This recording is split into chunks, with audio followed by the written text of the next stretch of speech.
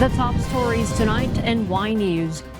President Ferdinand Marcos Jr. presented the projects and programs that will be beneficial not only to the Filipino workers here, but also to the overseas Filipino workers or OFWs. The Philippine Coast Guard or PCG clarifies that the water cannon assault conducted by the Chinese Coast Guard the previous day was not considered an armed attack. The Department of Education, or DepEd, proposes to cutting short the incoming academic year 2024 to 2025 to return to the old school calendar amid high temperatures in various parts of the country. And we will discover why Israeli Prime Minister Benjamin Netanyahu reaffirmed Israel's intent to launch a ground assault in Rafah City, southern Gaza, stating that it will occur with or without a deal. Good evening, Philippines and the world. Today is Wednesday, the 1st of May, 2024. Join us in the next hour as we deliver today's top stories around the Philippines and in other parts of the world. We are also seen in 1,935 satellite monitoring centers nationwide and via live streaming worldwide through the UNTV News and Rescue social media channels. I am Hardin Delgado. First in the news. President Ferdinand Marcos Jr. presented the projects and programs that will be beneficial not only to the Filipino workers here, but also to the overseas Filipino workers or OFWs. This is the president's recognition of the sacrifices and contributions of Filipino workers. Nelma Ribohok reports.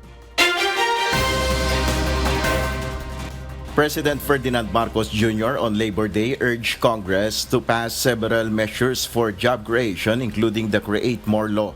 In his speech during the 122nd Labor Day celebration at the Malacanang Palace on Wednesday, May 1, President Marcos has asked the Congress to prioritize measures that are beneficial to the labor sector and for the overseas Filipino workers or OFWs.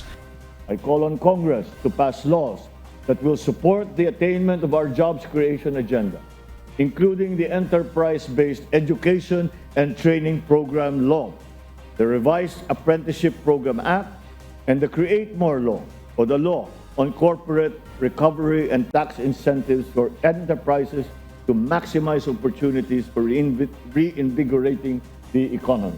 Laborers in the agriculture and other sectors whose crops and other sources of income were affected by the El Niño phenomenon are expected to receive financial assistance from the government as part of its ongoing aid program amid the persisting drought. He said the government will prioritize helping those affected in Mindanao.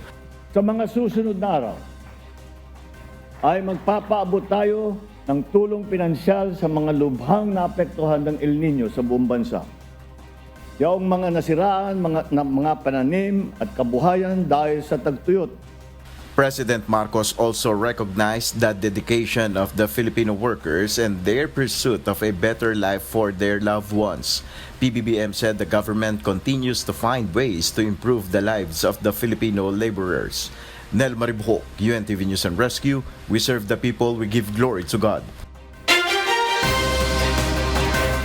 Labor unions and various militant groups have staged numerous protest actions today, May 1, in observance of Labor Day. The focus of the strike is on wage increase and to end the contractualization, rather than advocating for charter change and the Public Utility Vehicle Modernization Program. Rosalie Cos will tell us why. Various militant groups along with labor groups marched in Manila to voice their grievances and demands to the government on the commemoration of the 122nd Labor Day in the country.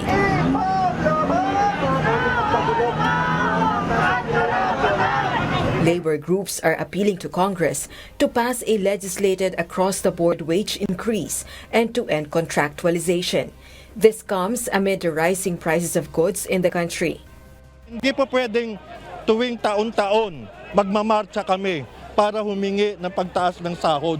Bakit hindi natin magawa na kung ang mga presyo ay tumataas at ang inflation rate ay alam naman natin, kabisado natin, i-adjust natin ang sweldo batay sa inflation rate. Hirap pa rin ang kalagayan ng ating mga manggagawa sa ngayon. Marami ay walang trabaho, mababa ang sahod, at halos lahat ng ating mga manggagawa sa bansa ay kontraktual. Hindi pa masaya ang mga manggagawa dahil hanggang sa ngayon, hindi pa ibinibigay ng gobyerno yung kahilingan ng mga manggagawa na itaas ang sahod.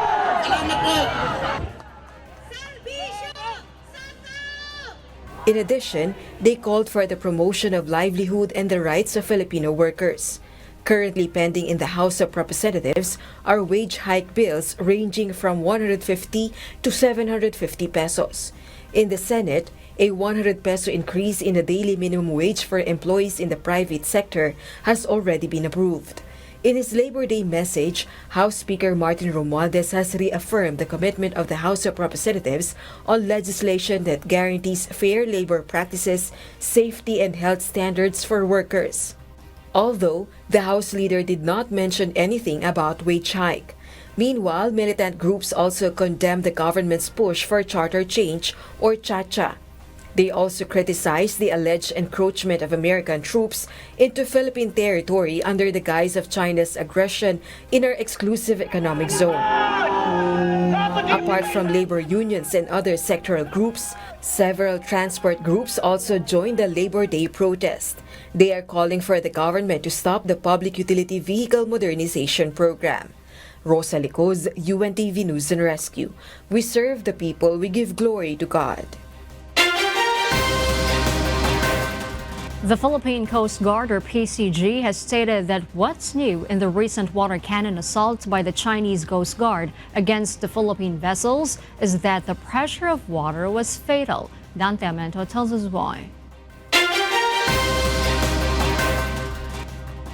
Philippine Coast Guard, or PCG, spokesperson for the West Philippine Sea, Commodore J. Tariela, mentioned on Wednesday, May 1, that the water cannon assault by the Chinese Coast Guard yesterday was not an armed attack. The same way of harassment perpetrated by China against Filipino vessels in the past incidents in the West Philippine Sea. Para sa atin, this is still not an armed attack because this remains to be the same. However, the Chinese Coast Guard allegedly used very fatal water cannon pressure hitting the PCG and Bureau of Fisheries and Aquatic Resources, or BFAR, vessels. If the water directly hits a person, it would result to death. If we're going to look at how it bended the railing of the Philippine Coast Guard vessel because of the water cannon, obviously that would be very fatal. The PSI, or pressure, of the water cannon was high that even caused damage to the railing and canopy of the PCG and the communication antenna of the BFAR vessels. Ano bang bago? Water cannon. Water cannon pa rin naman ang ginagamit ng China. The only difference, perhaps, they are increasing the PSI, the pressure of the water. Meanwhile, the Philippine government, through its task force for the West Philippine Sea, will carefully study the next steps after the increased aggression by China against Philippine vessels. Tariela clarified that the Philippines would remain professional in handling the issue and would not cause the tension to escalate. Dante Amento, UNTV News and Rescue. We serve the people. We give glory to God.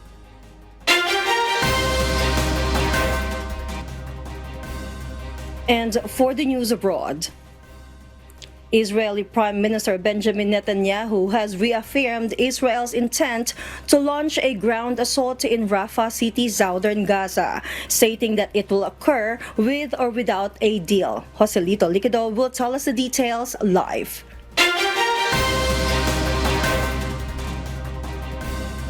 Yes, good evening, Joselito. Good evening, LC. Israeli Prime Minister Benjamin Netanyahu has declared that Israeli forces will enter the southern Gaza city of Rafah with or without a deal, amidst ongoing negotiations for a ceasefire between Israel and Hamas.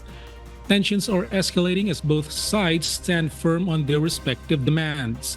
Netanyahu emphasized Israel's determination to achieve total victory in the nearly 7-month war, stating that Hamas battalions in Rafah will be destroyed regardless of the negotiation outcome.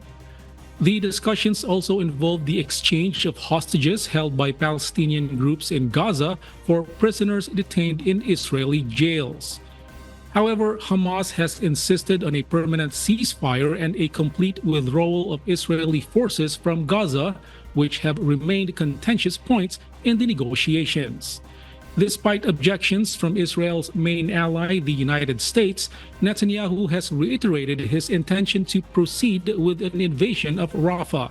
Aid agencies have expressed concerns about potential catastrophic consequences of such an assault, particularly considering the large number of displaced Palestinians in the area. Reports indicate that Israel is preparing for a possible attack in Rafah in the coming days if a ceasefire deal is not reached with Hamas. The situation remains tense as both sides await responses to their proposals, with mediators from Egypt, Qatar, and the United States facilitating the talks. Back to you, Elsie. Thank you, Joselito Liquidor, reporting live from Malaysia. The United States will be reducing licensing requirements for transferring military arms between the United States, Britain, Australia under the AUKUS partnership. Mavian Dog will tell us why live.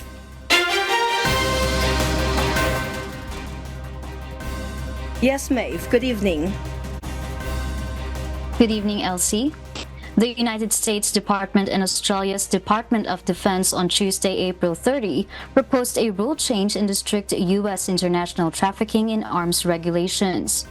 This is to allow license-free trade among AUKUS defense industries and to foster cooperation between the U.S. and its two closest allies. Under the proposal, the Directorate of Defense Trade Controls, or DDTC, will no longer be required to license or approve defense arms, which will reduce administrative burdens on companies looking to manufacture products in Australia and the United Kingdom.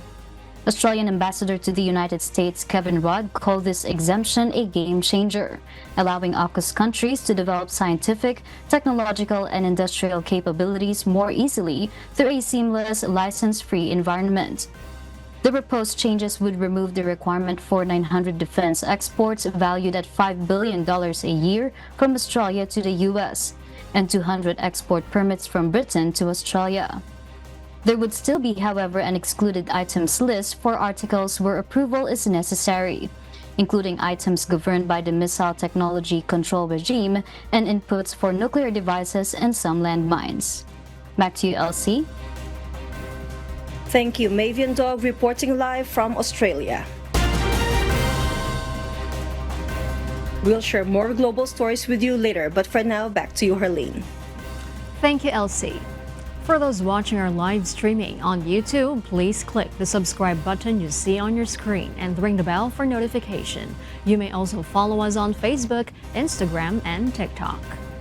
Following the appeal of several groups and lawmakers to return to the old school calendar amid high temperatures in various parts of the country, the Education Department is now proposing a more aggressive approach by cutting short the incoming academic year. This report will tell us why. Several groups and lawmakers support the proposal of the Department of Education, or DepEd, to President Ferdinand Marcos Jr. to end the incoming school year 2024 to 2025 by March instead of May next year. This amid growing calls to immediately revert to the old June to March school calendar, with April to May as summer break due to the scorching heat. However, DepEd Assistant Secretary Francis Bringas told lawmakers in yesterday's Senate hearing that this will have implications, including shorter regular classes and fewer rest days for both students and teachers. We have to look for some days that will be devoted to ADM to cover some of the competencies that may not be taken up during the regular. Definitely Saturdays and wala holidays. na silang pahinga. Saturday, Ayun na nga, Mr. Chair. Yun yung sinasabi natin na isa sa mga compromises natin, because if we do that aggressively, then sacrifice natin yung some hours for the learners and some days for the teachers as well. ACT Teachers Party List Representative Franz Castro welcomed the agency's move, adding that there must be a dialogue to iron out the implementation of the old school calendar. Senate President Juan Miguel Migzabiti also lauded DepEd's proposal, saying that he would seek the president's approval in a bid to save lives and enhance the learning situation of students. Some students and parents are also supportive of the proposal. Okay lang po na gano'n. Kasi kapag summer po, hindi po yung init. Kaya mas maganda po kung naka-staycation lang po kami. Nasa bahay lang po kami, gano'n. Para mas marami po kaming matutunan. Kasi di pa po pag holiday po, yung iba po sa amin ay wala ginagawa sa bahay. Like nakatambay lang po. Para po kahit holiday po, may matututunan po kami. Tama lang din ginawa nila kasi kaysa magkaroon ng abarya yung mga bata sa sobrang init, mas di maganda. Mas maganda yung ibalik sa dating kaugalian, yung Hunyo, ang pasukan para malamig. Currently, DepEd follows a 2-year transition period to gradually return to the old academic calendar.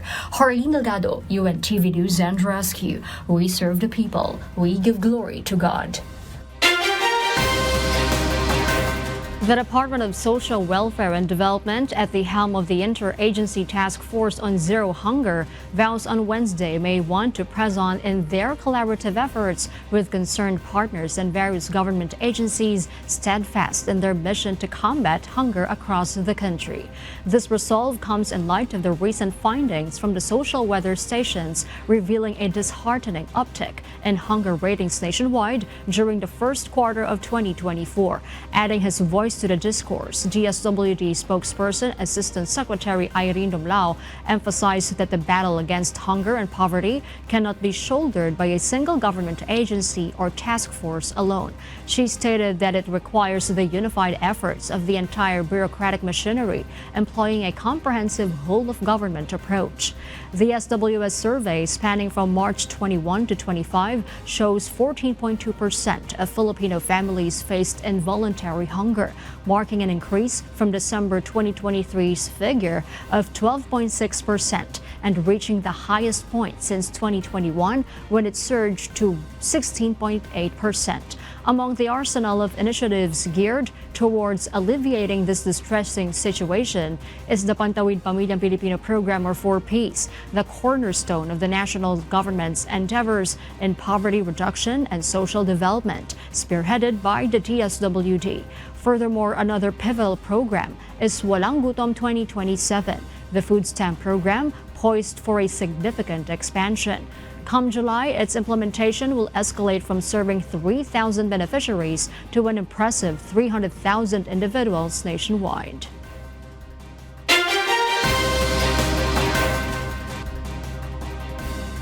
And in other global news, New York Appeals Court justices rejected the recent appeal of United States former President Donald Trump to postpone his criminal hush money trial during the second week of courtroom proceedings.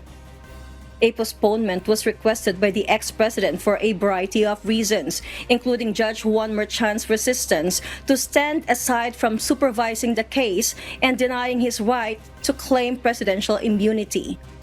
It was just hours after the former president was ordered by Judge Merchan to pay a $9,000 fee on Tuesday, April 30, for breaking a gag order 9 times. According to the prosecution, Mr. Trump breached the gag order 10 times in Truth social media postings, for which he was fined $1,000 each, as well as in campaign messaging, including messages that targeted critical trial witnesses. The New York Police Department stormed the campus of Columbia University, where anti-Israel protests had erupted. Several individuals were also apprehended in connection with an illegal takeover of an academic building on campus. Scores of police officers descended upon the scene, with some utilizing ramps to access and traverse through the windows of the second floor of Hamilton Hall, which had been reportedly encircled by pro-Palestine protesters. Meanwhile, others condoned off the campus to contain the crowd and prevent further participation in the protest.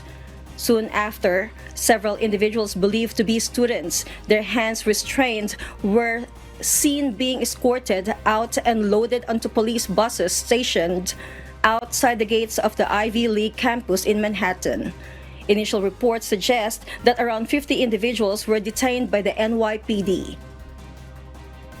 In a statement released by the leadership of Columbia University, they expressed dismay over the events and reiterated their reliance on law enforcement to address the situation. The NYPD confirmed that Hamilton Hall had been cleared without any injuries resulting from their operation. However, Commissioner Edward Caban asserted that it wasn't students but rather a group of individuals seeking to escalate the situation behind the attempted takeover. We will never tolerate violence, property damage, or disruption of emergency services. We are seeing the tactics changing in a way that's endangering public safety. These once peaceful protests are being exploited by professional outside agitators, and the safety of all students, faculty, and staff are now a concern. The New York City Police Department Counter-Terrorism Bureau echoed the NYPD statement, suggesting that the protest was influenced by groups aiming to incite chaos and division. That these protests have been and are being influenced by external actors who are unaffiliated with universities, some of whom have been known to our department and others for many years for their dangerous, disruptive, and at times criminal activity associated with protests for years. So this is not about what's happening overseas. It's not about the last 7 months. It's about a very different commitment to, at times, violent protest activity as an occupation. Those arrested inside the building face charges including burglary in the third degree, criminal mischief, and trespassing, while protesters outside will be charged with trespassing and disorderly conduct. In the United Kingdom, scientists are uncovering ways to create a white bread that is not only more nutritious but also more delicious.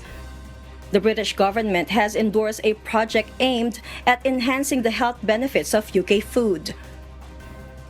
Researchers are planning to augment bread mixes with small quantities of peas, beans, and cereals, as well as bran and wheat germ.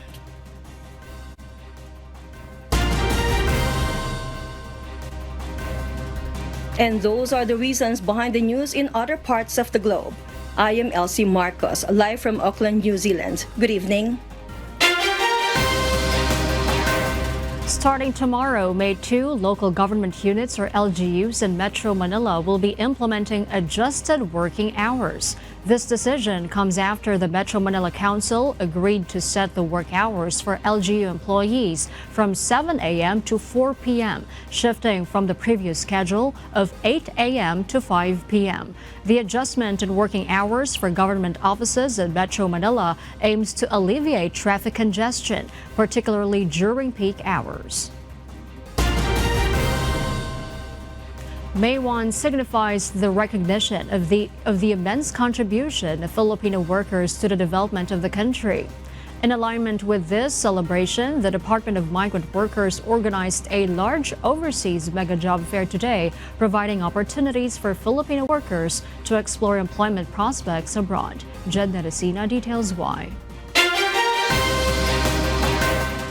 The Department of Migrant Workers offered over 7,000 overseas job opportunities to job seekers at Robinson's Galleria Ortigas Center on Wednesday, May 1. 22 licensed recruitment agencies have participated in the said event. This overseas mega job fair of DMW is in line with the celebration of the 122nd Labor Day. Moreover, the legal recruitment process was the highlight at the said job fair. DMW Secretary Hans Leo Kakdak had emphasized that such activities show Filipinos the right job application process for overseas employment. It is here where Philippine job applicants see who the legitimate job recruiters are. Mga katulad na effort ng ganito, yung job fair, nalalaman ng taong bayan kung anong lehitimong paraan ng paghahanap ng trabaho. A memorandum of understanding was also signed between the DMW and the Robinsons Land Corporation. Secretary Kakdak said it is expected to have various activities in the event to help Filipinos seeking work abroad. Job fair at saka yung potential na yung OFW assistance facility nila, nandun din tayo in case may kailangan ng tulong.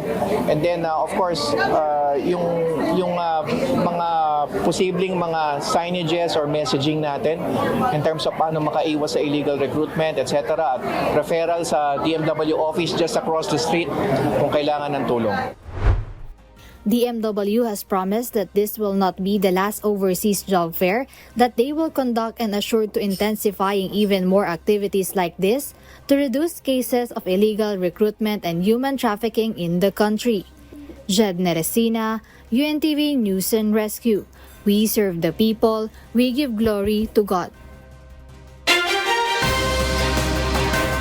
The Department of Social Welfare and Development, or DSWD, has issued a warning against a circulating link promising Labor Day gifts. According to the department, there is no truth to the link spreading on a messaging app claiming that individuals will receive 70,000 pesos for answering a survey questionnaire. The DSWD reiterated its reminder for everyone to be cautious and not easily believe in posts or links that do not come from official DSWD accounts.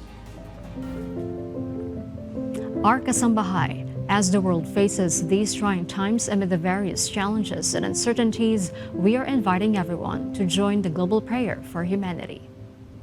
Good day. I'm Brother Eli Soriano of the members of the Church of God International. I want to invite you to join us in a minute of prayer every day to pray for humanity and the whole world as we go through these perilous times. While safety measures like washing of hands and strengthening of our immune systems may help us through this horrible predicament, there is still no precaution or cure more powerful than God's mighty intervention. And we need His intervention now more than ever. It doesn't matter what religion you are in or what denomination you belong. This is an invitation for all the people around the world who cares for the future of their family, friends, loved ones, and humanity as a whole. Everybody is welcome to pray with us. For more details, you can check out the description box below. Thank you very much, and I hope to hear from you soon. May God bless you.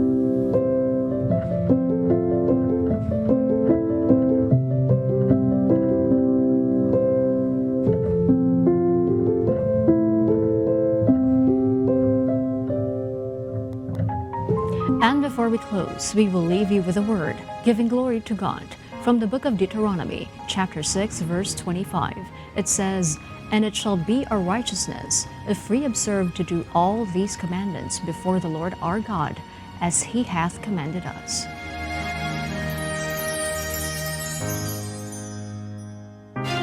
And those are the reasons behind the news, May 1, 2024. Reasons we deliver to you as they unfold. Because we need to know. We will always ask why. I'm Irene Delgado. We serve the people. We give glory to God.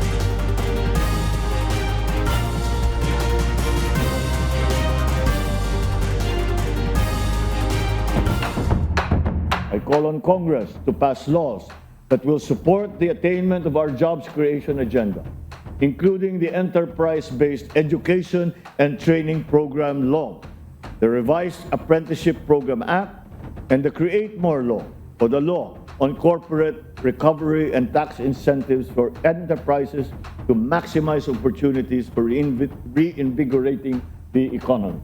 Sa mga susunod na araw, ay magpapaabot tayo ng tulong pinansyal sa mga lubhang naapektuhan ng El Niño sa buong bansa. It is here where Philippine job applicants see who the legitimate job recruiters are. Mga katulad na effort ng ganito, yung job fair, nalalaman ng taong bayan kung ano ang lehitimong paraan ng paghahanap ng trabaho. Job fair at saka yung potential na yung OFW assistance facility nila, nandun din tayo in case may kailangan ng tulong. And then of course, yung mga posibleng mga signages or messaging natin in terms of paano makaiwas sa illegal recruitment, etc. At referral sa DMW office just across the street kung kailangan ng tulong. Hindi po pwedeng tuwing taon-taon magmamarcha kami para humingi ng pagtaas ng sahod. Bakit hindi natin magawa na kung ang mga presyo ay tumataas at ang inflation rate ay alam naman natin, kabisado natin, i-adjust natin ang sweldo batay sa inflation rate. Hirap pa rin ang kalagayan ng ating mga manggagawa sa ngayon. Marami ay walang trabaho, mababa ang sahod, at halos lahat ng ating mga manggagawa sa bansa ay kontraktual. Hindi pa masaya ang mga manggagawa dahil hanggang sa ngayon, hindi pa ibinibigay ng gobyerno yung kahilingan ng mga manggagawa na itaas ang sahod.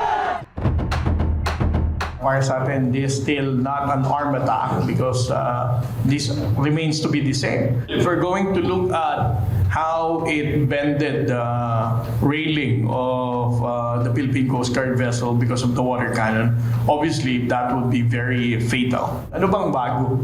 Water cannon. Water cannon pa rin naman ang ginagamit ng China. The only difference perhaps they are increasing the PSI, the pressure of the water.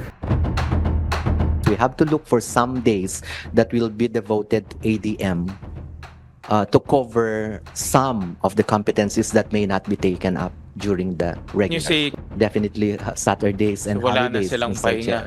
Ayun na nga, Mr. Chair. Yun yung sinasabi natin na isa sa mga compromises natin because if we do that aggressively, then sacrifice natin yung some hours for the learners and some days for the teachers as well. We will never tolerate violence, property damage, or disruption of emergency services. We are seeing the tactics changing in a way that's endangering public safety. These once peaceful protests are being exploited by professional outside agitators, and the safety of all students, faculty, and staff are now a concern.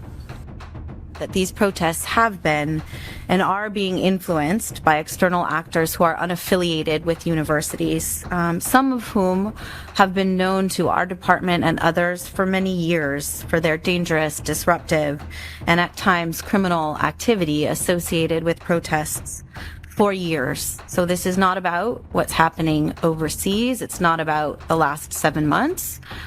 It's about a very different commitment to, at times, violent protest activity as an occupation.